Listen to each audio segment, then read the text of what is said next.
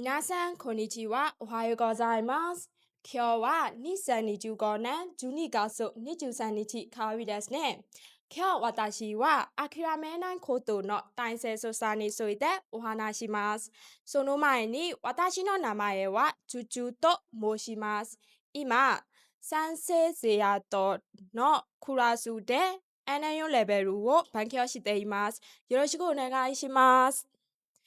皆さんは頑張っているのにもう諦めちゃったのかなと悩んだことはありませんか？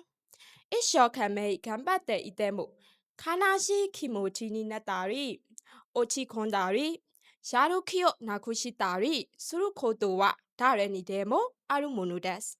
でも、決して諦めないという強い意志を持つことは大切です。諦めないということは、ただ続けるという意味ではありません。物事がうまくいかないときは、立ち止めて、なぜうまくいかなかったのかと自問自答することは大切です。次はどうすれば改善できるだろうか。このプロセスを繰り返すことで徐々に強くなっていきます。小さな一歩でも継続して改善していくことができれば素晴らしいことで、他人と自分を比べる必要はありません。自分のペースでゆっくりと着実にステップアップしていきましょう。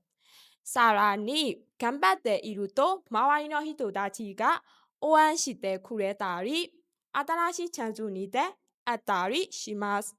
これは諦めずに続けている人にだけ開かれるとビラだと思います。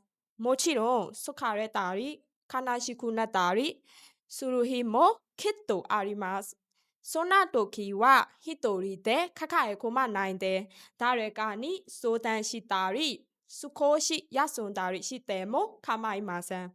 大切なのはもう一度立ち上がるという気持ちを忘れないことです。諦めない心は自分を強くし、優しくし、そして周りの人たちにもパワーを与えます。これからどんな時があっても自分を信じて一歩ずつ進んでいきましょう。そして小さな成功でも自分を褒めてあげましょう。その積み重ねが自信になり、次の一歩を踏み出す力になります。ゆっくりでも大丈夫です。前を向いて今日できることを一つずつ続けていきましょう。その先にきっと素敵な結果が待っています。はい、最後に私は皆さんに続けて頑張るように歌を歌って注意したいんです。笑ったって泣いたって苦しくたってもきっときっと明日はやってくるそう信じていたい。はい、皆さん今日これで終わります。ありがとうございました。